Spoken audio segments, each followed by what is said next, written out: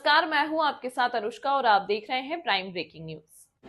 Muzaffarnagar corona काल के दौरान चंद्रशेखर आजाद पर दर्ज हुए मुकदमे पर तारीख पर मुजफ्फरनगर जो कि एमपी एमएलए कोर्ट में पेश होने पहुंचे। आजाद समाज पार्टी के अध्यक्ष और नगीना सांसद चंद्रशेखर आजाद ने कोर्ट में पेश होकर जमानत करवाई।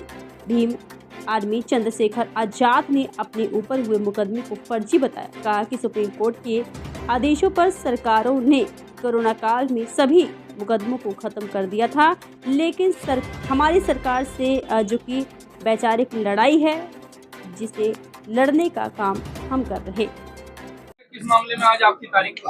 देखिए, मैं ये समझता हूँ कोरोना काल में जो मुकदमे दर्ज हुए वो सारे मुकदमे सुप्रीम कोर्ट के ऑर्डर पे सरकार ने कहा कि वापस लें। लेकिन क्योंकि हम लोग वैचारिक तौर पे सरकार से लड़ रहे हैं, केंद्र की सरकार के विचार के खिलाफ, उनकी गलत नीतियों के खिलाफ और राज्य सरकार की भी गलत नीतियों के खिलाफ, इसलिए हमारे मुकदमे वापस नहीं लिए।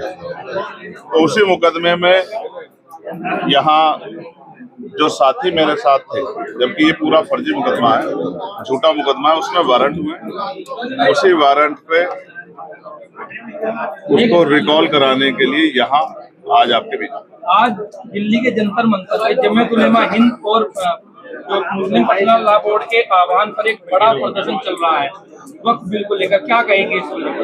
अगर मैं यहाँ आज मेरी तारीख ना होती तो अभी उनके बीच में होता। जब यहाँ से जाऊंगा तो उनके धरने में शामिल होकर अपनी सहमति और अपना समर्थन उनको दूंगा, क्योंकि जिसके हक पर डाका पड़ेगा वो अपनी लड़ाई लड़ने का काम करेगा। और जिस तरह से अल्पसंख्यकों के हितों के पे हमले हो रहे हैं, जैनों के, सिखों के, बौद्धिस्टों के, ईसाइयों के, मुसलमानों के, ऐसे समय में उनकी नजर है कि कौन उनके साथ खड़ा होता है, और हम हर कमजोर के साथ, जो इसको परेशान किया जा रहा है सरकार द्वारा, उसके साथ खड़े हैं। शिवानंद चौधरी के बयान पर आपने कहा था कि पश्चिम उत्तर प्रदेश में वो एक अलग अपना प्रतिनिधि बनाना चाहती है, बीजेपी की चाल है। मैं आज स्पष्ट कर रहा हूँ, अनुज हमारे क्षेत्र के हैं, मैं उनको भी कहना चाहता हूँ कि वो किसी सरकार की राजनीतिक साजिश के शिकार ना हो जाए। वो किसान परिवार से आते हैं। जिस दिन सरकार का मतलब निकल जाएगा, वो दूध में से मक्खी की तरह निकाल कर उनको फेंकेंगे, और वो जनता की नजरों में वो पार्टी बन जाएंगे, और दूसरी सरकारें जब बदलेंगी तो वो सरकार तो बदल जाएगी। तो नेता जो उनसे इस तरह के बयान या इनके बयान को जो इस तरह से जो है बढ़ावा दे रहे हैं, वो तो हट जाएंगे, कुर्सी से दूसरे आ जाएंगे। तो वो उनके खिलाफ कोई इस तरह की कार्रवाई ना करें, इसलिए क्योंकि उनके पिता ने भी चिंता जाहिर की है कि उनको कोई नुकसान हो सकता है। हालांकि वो तो खुद सुरक्षा कर रहे हैं वहां लोग, लेकिन मैं फिर यह स्पष्ट कहूंगा कि मैं समझता हूं कि उनको समय रहते जो है नजर रखना चाहिए कि जो वो कर रहे हैं जाने अनजाने में उसका फायदा सरकार को हो। आपने सदन में कहा है कि ईद को लेकर के सरकार और धर्म के आयोजनों के लिए पैसा खर्च करती है, ईद आ रही है, हम देखेंगे कितना। बहुत अच्छी बात, बहुत अच्छा सवाल आपने रखा। ये देश धर्मनिरपेक्ष राष्ट्र है, यहाँ सभी धर्मों का सम्मान होता है, और भारतीय जनता पार्टी का नारा है सबका साथ सबका विकास। तो जिस तरह से अब ईद का त्योहार आ रहा है, अभी सदगुरु रविदास महाराज जी की जयंती की, उस पर तो कोई मदद नहीं की, उस पर तो छुट्टी भी घोषित जो है मेरे लड़ने के बाद रात में की 6-6:30 बजे। तो उसमें तो कोई मदद, उस तरह कोई सहयोग जो है उसको बढ़ावा देने के लिए नहीं किया। तो मैंने मांग की है कि ईद पे हम देखेंगे कि सरकार जो है इतने बड़े समाज के धार्मिक आस्था के पर्व पे क्या जो है बजट देगी। उसके बाद क्रिश्चियंस के त्योहार आएंगे, जैन समाज के त्योहार आएंगे, सिख समाज के त्योहार आएंगे। जो त्योहार आएंगे हम ध्यान रखेंगे कि बजट का कितना पैसा किस त्योहार में खर्च हो रहा है, क्या यहाँ सभी धर्मों का सम्मान हो रहा है, नहीं हो रहा है। मैं मुजफ्फरनगर के लिए एक बात कह दूं कि बुढ़ाना में एक घटना हुई थी, आपको याद है, और आज मुझे जानकारी मिली, सैकड़ों लोग आए हुए कि साहब हमारे ऊपर मुकदमे वापस लेने का पुलिस दबाव बना रही है। मैं पुलिस के अधिकारियों को कहूंगा कि ये व्यवहार उनका अच्छा नहीं।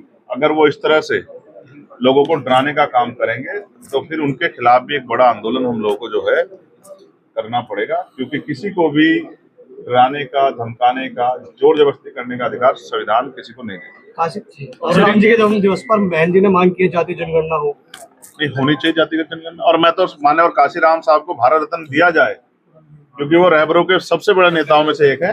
ऐसी मैं जो है मांग करता हूँ।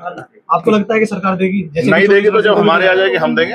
औरंगजेब की कब्र को लेकर बड़ा मुद्दा बनाया जा रहा है इस वक्त। ये कहाँ पर है? महाराष्ट्र में। तो आप तो यहाँ उत्तर प्रदेश की न्यूज कवर कर रहे हो। अब जब महाराष्ट्र जाऊंगा तो उनका जवाब दे। चंद्रशेखर जी, गन्ने पर इस बार मूल्य नहीं बढ़ा, लेकिन मैंने अभी आपके पार्लियामेंट में उठाया, आपको पता नहीं पता है?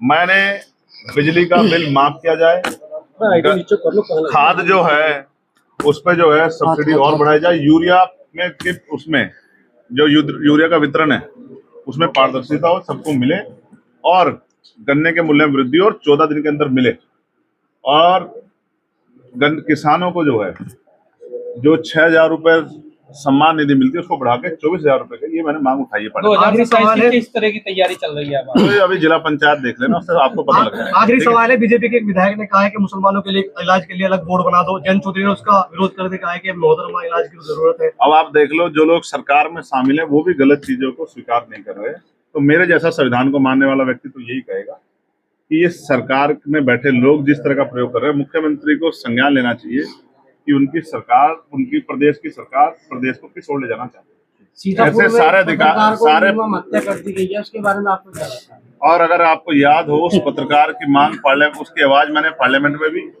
और एक्ट के माध्यम से भी उठाई, और मैं आपके माध्यम से कह रहा हूँ कि सरकार को पत्रकारों की सुरक्षा सुनिश्चित करनी चाहिए, और उनको भी, वकीलों को भी और इनको भी जो है कानून बना के इसका लाभ देना चाहिए कि वो जिस धर्म को निभा रहे हैं बाद में उनके रिटायरमेंट के बाद उनका ख्याल रखें। जयंत चौधरी को चाहेंगे 27 के विधानसभा चुनाव में?